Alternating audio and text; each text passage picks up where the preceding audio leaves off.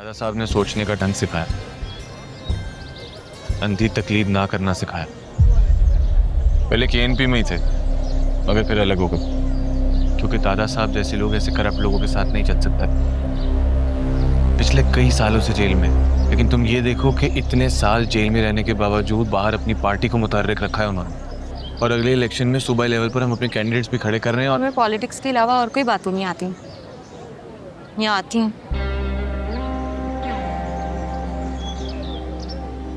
वैसे तो नहीं आती थी, बस पॉलिटिक्स ही सर पर सवार रहती थी। लेकिन जब से मैं तुमसे मिला हूं, मैं बदल गया। किसी की परवाह नहीं करता था मैं, लेकिन अब तुम्हारी परवाह करने लगूं। सच पूछो तो थोड़ा डर भी लगता है मुझे, क्योंकि कहने के लिए बहुत कुछ है, लेकिन शायद वक्त नहीं। ये वक्त है ना, ये चंद घड़ियां सिर्फ हमारी। तुम्हें जो कहना है को।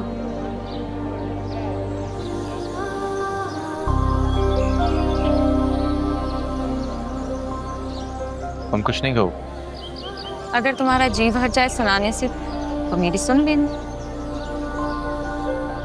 ऐसे तो मुझे पूरा यकीन वक्त खत्म हो जाएगा, लेकिन हम दोनों का जी नहीं खुलेगा।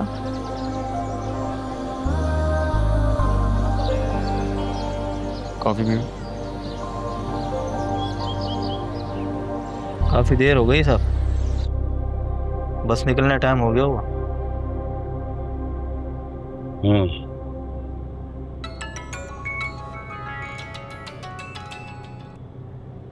अस्सलाम वालेकुम बेगम साहिबा।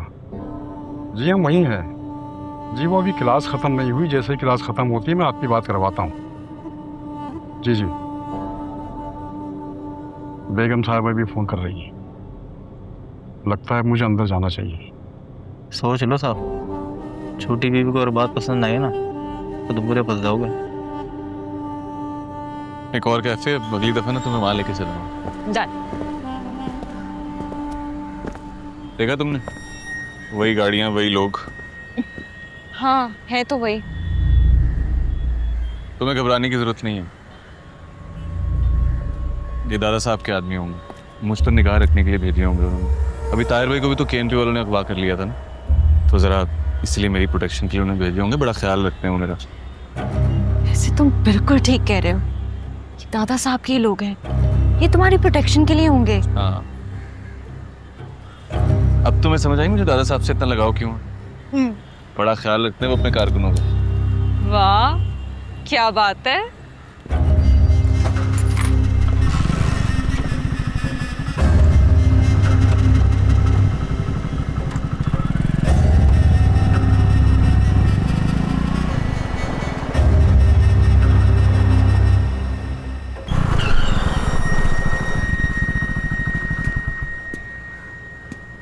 तुम आज कैसे आ गए भी कैंटीन से बाहर?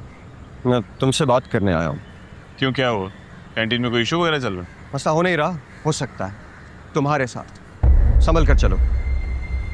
क्या मतलब? मतलब ये कि मैंने देखा था उस दिन जब तुम्हें छोड़ने आया था वो शफीक, ऐसे ही मुझे भी लेकर गए थे, लेकिन दादा साहब से मिलाने। मेरा करियर तबाह हो गया, मेरे अब्बा मारे गए और मैं यहाँ तुम्हारे सामने कैंटीन चला रहा हूँ। ये लोग इस्तेमाल करने के बाद फेंक देते हैं। खुश नसीब थे तुम, जो दादा साहब ने तुम पर भरोसा किया था।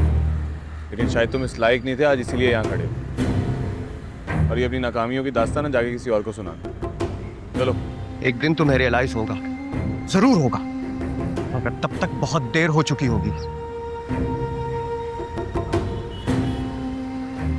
कैंटीन।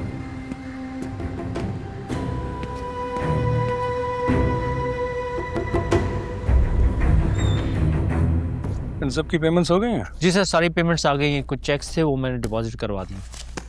बस आज के लिए इतना काफ़ी है। Right sir. बाकी फाइल्स ऑफिस में डिस्कस करेंगे। राइट।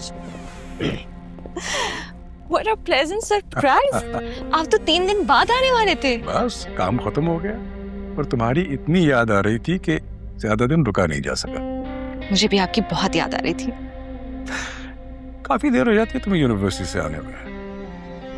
नहीं, बस आज कुछ फ्रेंड्स थे, उनके साथ कॉफी पे गई थी। चलो, वैसे कैसे चल रही है पढ़ाई?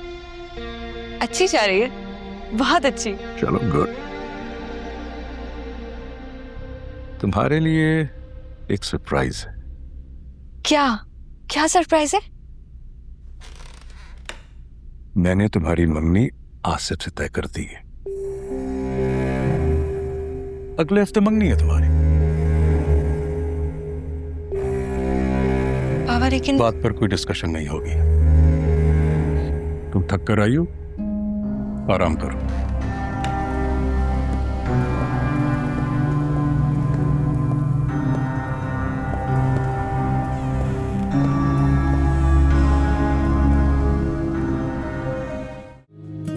अंदर आ सकता हूँ? तुम अंदर आ चुके हो, अब मेरी मर्जी क्या है इससे क्या फर्क पड़ता है?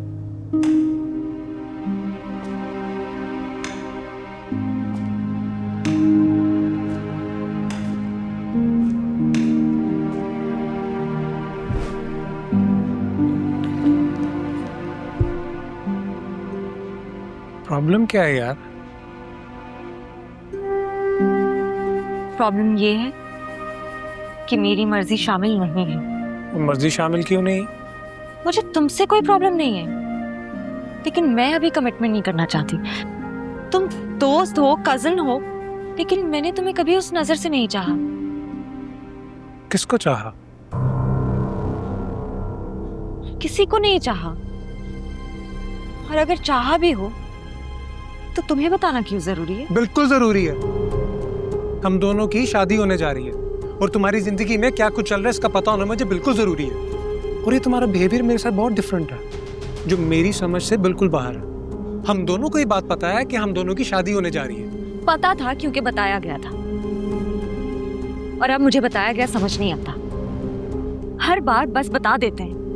मेरी जिंदगी के सारे अहम फैसले बस मुझे बता दिए जाते हैं, लेकिन अब मुझे ये फैसले कबूल नहीं। कबूल तो करने पड़ेंगे। हम डिफरेंट लोग हैं, खानदान है, सियासत है, जिम्मेदारियां हैं, खून एक है।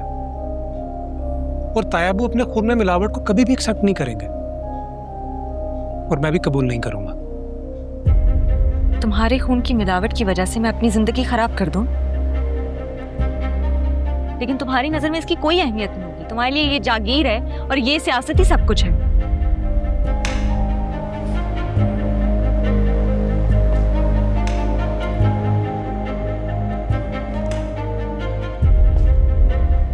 तुम्हारे ख्यालात काफी बदल चुके हैं। इसकी कोई तो वजह होगी जिसका मुझे बहुत जल्द पता चल जाएगा, मगर मेरी तुम्हें अभी यही नसीहत है कि अपने बदले हुए रवैये को ठीक कर लो, नहीं तो हम दोनों की जिंदगी बड़ी मुश्किल हो जाएगी। थोप तो रहे हो खुद को सबके साथ मिलकर मुझ पे। इससे ज्यादा क्या बदलेगी जिंदगी?